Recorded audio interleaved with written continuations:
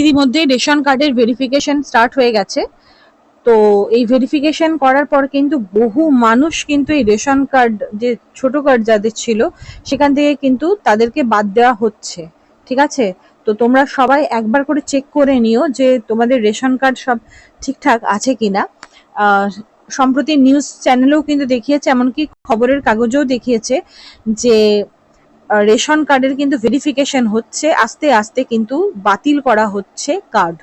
ঠিক আছে, যারা AY SPHH এই ধরনের ছোট কার্ড যারা আছেন তাদেরকে আপাতত কিন্তু, যাদের ক্রাইটেরিয়া কিছু দেওয়া হয়েছে সেই ক্রাইটেরিয়ার মধ্যে যদি কেউ না পড়ে তাদের কিন্তু কার্ড কিন্তু বাতিল হচ্ছে। তো আমি যেটা দেখেছি সেটা হচ্ছে খবরের কাগজেরই কিন্তু জেনুইন আমি তথ্য দিচ্ছি। দেশের 6 কোটি রেশন কার্ড বাতিল করার জন্য কিন্তু রাজ্যগুলিকে নির্দেশ দেওয়া হয়েছিল কেন্দ্রীয় সরকারের তরফ থেকে। ঠিক আছে, এবার সেই গুলোকে চিহ্নিত করা হচ্ছে, দিয়ে তারপর তাদের কিন্তু কার্ড বাতিল হয়ে যাচ্ছে। যেমন হচ্ছে রেশন কার্ডের বদল কার মানে কাদের হতে পারে, সেটা হচ্ছে এক হচ্ছে কেন্দ্রীয় সরকারি যদি কর্মী হতে পারে, এর সঙ্গে রাজ্য সরকারি কর্মীও কিন্তু যুক্ত আছে। পরবর্তীকালে এসছে মানে যে কোনো সরকারি কর্মচারী যারা আছেন তাদেরকে সারেন্ডার করতে বলে দেওয়া হয়েছিল, কিন্তু যারা হয়তো সারেন্ডার করেননি তাদের কিন্তু বাদ হয়ে যাবে। ঠিক আছে, নেক্সট হচ্ছে পেনশনভোগী। এখানে পেনশনভোগী বলতে উচ্চ পেনশনভোগীর কথা কিন্তু এক জায়গায় মেনশন করা রয়েছে, কিন্তু তাও সেটা ডিটেলসে দেওয়া নেই যে কত হাজার টাকার উপরে হলে সেটাকে অ্যাড করা হচ্ছে। তো এটা এখন বলা যায় না পরবর্তীকালে কি নোটিশ আসে। নেক্সট হচ্ছে EPF এ যুক্ত কর্মী, 4 চাকা গাড়ির মালিক ও ভারী কমার্শিয়াল গাড়ির মালিক, এনাদের কাছ থেকে কিন্তু এইসব তথ্যগুলো কিন্তু বেসিক্যালি নেওয়া হচ্ছে। ঠিক আছে, আর তাছাড়া হচ্ছে SIR প্রক্রিয়াতে যাদের নাম ভোটার ইয়েতে নাম বাদ চলে গেছে তাদেরকেও কিন্তু বাদ রাখা হচ্ছে।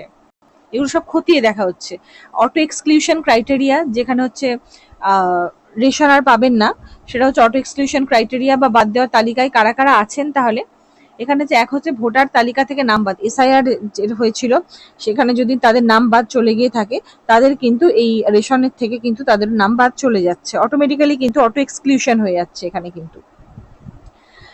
নেক্সট হচ্ছে আয়ের একটা নতুন সীমা দেওয়া হয়েছে, সেখানে হচ্ছে কোনো পরিবারের কোনো সদস্য যদি 15,000 টাকার বেশি যদি তাদের ইনকাম হয়ে থাকে, ঠিক আছে, মাসে যদি 15,000 টাকার বেশি যদি ইনকাম হয়ে থাকে তারাও কিন্তু এই অটো এক্সক্লুশনের মধ্যে কিন্তু তারা পড়ে যাচ্ছেন।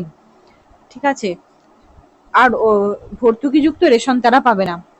সরকারি চাকরি ও পেনশন, এখানে বলা রয়েছে পরিবারে কেউ সরকারি স্থায়ী কর্মচারী বা উচ্চ পেনশনভোগী হলে কার্ড বাতিল হবে।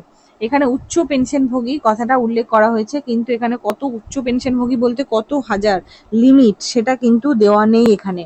আর সরকারি কর্মচারী বলতে এখানে কেন্দ্রীয় সরকারি, রাজ্য সরকারি সবাইকে কিন্তু এখানে কিন্তু বলা হয়েছে।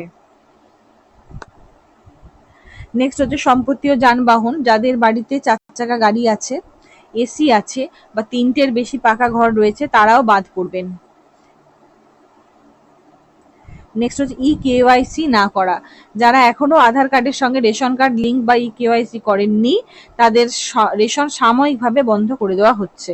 তাহলে এই প্রক্রিয়াগুলো মেনলি কিন্তু করা হয়েছে, মানে এদের গুলো কিন্তু যাচাই হচ্ছে, যাচাইয়ে যদি যে কোনো একজনকে মানে এই ক্রাইটেরিয়ার গুলোর মধ্যে একজন যদি পড়ে যায় সেই পরিবার কিন্তু বাদ চলে যাবে। ঠিক আছে, এই যে এখানে একটা আমি দিয়ে দিয়েছি, 15,000 টাকা বেশি মাসে ইনকাম থাকা চলবে না। ইনকাম ট্যাক্স যদি পে করে থাকেন তাহলে বাদ যাবে। 3টের বেশি পাকা ঘর থাকা চলবে না। আর ওই এসির কথাটা কিন্তু একটা জায়গাতে আমি নিউজ পেপারে পেয়েছি, সেই জন্য আমি এসিটাও আমি কিন্তু যোগ করেছি। এবার সরকার প্রপারলি যদি নোটিশ দেন তো সেখান থেকে কিন্তু মেনলি দেওয়া যাবে। তাদের ওই যে AY PHH SPHH এই কার্ড হোল্ডার যারা আছে তাদেরকে কিন্তু সেই কার্ডগুলো কিন্তু বাতিল হচ্ছে। ঠিক আছে, তো তোমরা রেশনের ওখানে কিন্তু যাচাই করে নিও তোমাদের সবার ঠিকঠাক আছে কিনা। কমেন্ট বক্সে জানিও তোমাদের কি অবস্থা, কি পরিস্থিতি সবার। So thank you so much.